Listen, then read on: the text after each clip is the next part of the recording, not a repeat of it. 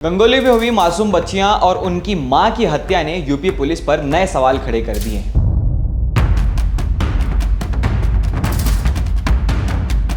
मदरसे के 2 नाबालिग बच्चों को गुनहगार बताया जा रहा है, मगर कहानी कुछ और ही मालूम होती है। बच्चों को मारपीट कर उनसे बयान लिया गया। ऐसी कई सारी बातें हैं जो प्रशासन की कार्रवाई पर सवाल उठा रही हैं और पुलिस को सवालों के घेरे में ला रही हैं।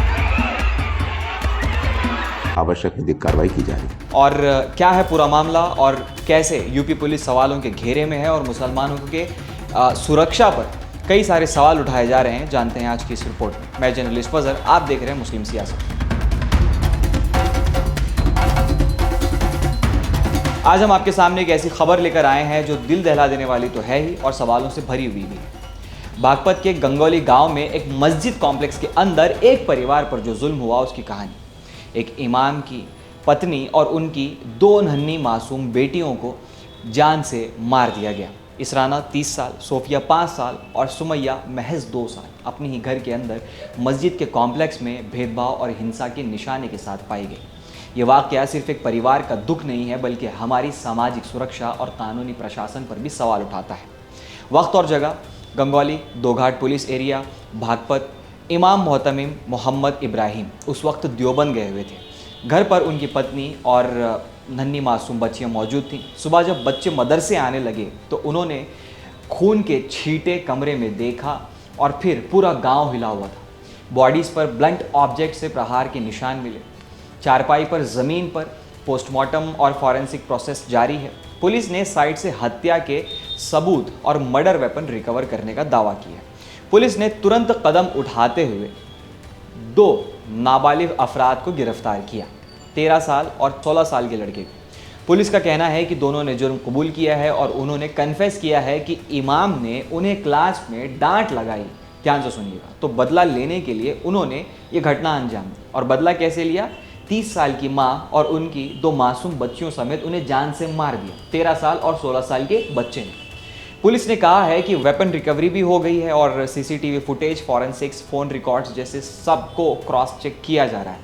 क्योंकि दोनों माइनर्स हैं, इसीलिए कानूनी प्रोसेस जुवेनाइल जस्टिस एक्ट के तहत चलेगी।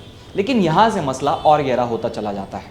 परिवार और गांव के लोग और ख़ास तौर से इमाम के रिश्तेदार पुलिस की कार्रवाई से संतुष्ट नहीं हैं। मुफ्ती इसरार ने, जो इस इमाम के रिश्तेदार हैं और गाँव के पढ़े लिखे मुक़ल्लिद भी हैं, उन्होंने प्रेस कॉन्फ्रेंस में इंटरव्यूज़ में ज़ोर देकर कहा कि ये केस इतना बड़ा है कि 2 बच्चे अकेले इसे अंजाम दे ही नहीं सकते। उन्होंने बच्चों को पीटा और ज़बरदस्ती उनका कन्फेशन लिखवाया। उनका बयान कुछ इस तरह का था कि पुलिस ने उनकी आंखों के सामने बच्चों को मारा पीटा और उनसे कबूल करवाया कि एक्सेप्ट कर लो कि वो कत्ल तुमने ही किए हैं। मुतमईन नहीं हूँ क्योंकि पुलिस वो बच्चे कह रहे कि हमसे पीट कर कहलवा रहे हैं और खुद मेरे सामने बच्चों की पिटाई करी है। जब वो ये इस बात को कह रहे हैं तो मैं कैसे मुतमईन हो जाऊँगा? मांग क्या है आप? मांग ये है कि मैं सीबीआई जांच चाहता हूँ और पानी का पानी और दूध का दूध निखर कर आए सामने। तो बच्चों को आपके सामने पीटा गया? मेरे सामने मारा है बच्चों। गांव वाले और विक्टिम के रिश्तेदार भी इस फीलिंग को दोहरा रहे हैं। उनका कहना है कि कुछ छुपाने की कोशिश हो रही है। अब आप सोचिए कि कुछ समय पहले ही 7 साला मासूम शाहजेब के साथ जो वाक़या हुआ, गर्दन काट कर उसके घर के सामने एक बोरे के अंदर डाल के उसकी लाश को लटका दिया गया। अभी मुसलमान उस सदमे से बाहर ही आए थे कि अब ऐसा मामला हो गया। मुसलमानों की सुरक्षा पर गहरा सवाल तो यहाँ पर बनता ही है। और जब पुलिस की तफ्तीश में ये सब चीज़ें सामने आती हैं, क्योंकि पीड़ित परिवार मुसलमान है और इस प्रदेश में मुस्लिम्स के साथ एडमिनिस्ट्रेशन का रवैया आज तक जिस तरह रहा है वो सब जानते हैं। यह आरोप सीधा सीधा पुलिस और प्रशासन पर संकेत खड़े कर देते हैं। अगर सच्चाई को छुपाया जा रहा है तो न्याय कैसे मिलेगा? लोकल लोगों ने मस्जिद के बाहर ज़ोरदार प्रोटेस्ट भी किया। न्याय चाहिए, दोषी पकड़ो की मांग के साथ लोग डर और गुस्से दोनों में। कुछ लोग पुलिस पर ये भी कह रहे हैं कि सच्चाई को दबाने की कोशिश की जा रही है और कुछ ऐसे नाम भी छुपाने की कोशिश की जा रही है जो शायद किसी और को जोड़ते हों और वो सामने नहीं आ रहे हैं। इस अंदाजे के पीछे सिर्फ सस्पिशन ही नहीं है, शक ही नहीं है, एक लंबे समय से चलती हुई डिस्ट्रस्ट भी जुड़ी हुई है। जब आमतौर पर माइनॉरिटी कम्युनिटीज़ को लेकर एडमिनिस्ट्रेटिव लीनियंसी या बायास पर सवाल उठते रहे, इन्वेस्टिगेशन के टेक्निकल पहलू पर भी नज़र डालना ज़रूरी है। पुलिस ने मर्डर वेपन रिकवरी का दावा किया है, फॉरेंसिक और पोस्टमार्टम रिपोर्ट्स का इंतजार है, सीसीटीवी फुटेज को देखा जा रहा है, अक्यूज्ड के स्टेटमेंट्स भी रिकॉर्ड किए गए हैं, स्कूल के दूसरे बच्चों और मस्जिद के स्टाफ से भी पूछताछ चल रही है। लेकिन विटनेस और परिवार वाले कह रहे हैं कि जब तक आज़ादी से इम्पार्शियल और ट्रांसपेरेंट तरीके से पूछताछ नहीं होगी तब तक संतुष्टि नहीं मिलेगी, और जो लोग डरे हुए हैं, सहमे हुए हैं, ख़ास तौर से विक्टिम का परिवार, कम से कम उनका डर इंसाफ की उम्मीद में तो बदला जा सके।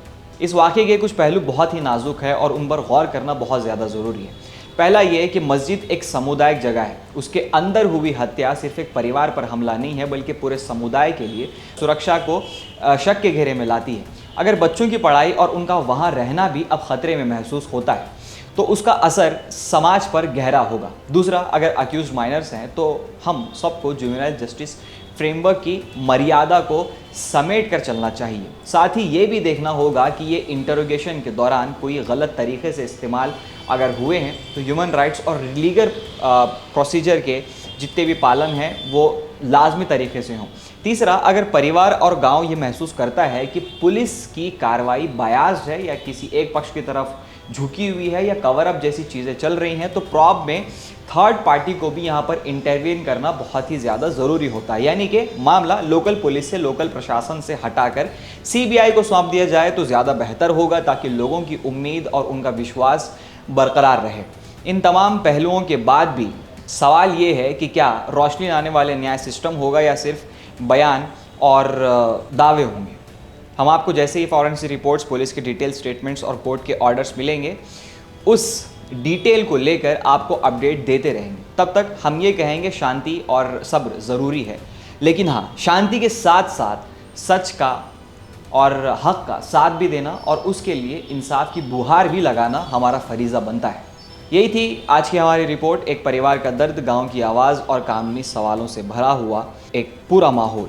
इन तमाम चीज़ों पर आप क्या सोचते हैं? बतौर ख़ास मुसलमानों की सुरक्षा पर जो सवाल या निशान लगता है उस पर नीचे कमेंट सेक्शन में कमेंट करके हमें ज़रूर बताएं। इस वीडियो को ज़्यादा से ज़्यादा शेयर कीजिए ताकि ये रिपोर्ट और लोगों तक पहुंच सके, और ऐसी खबरों के लिए बने रहिए मुस्लिम सियासत के साथ।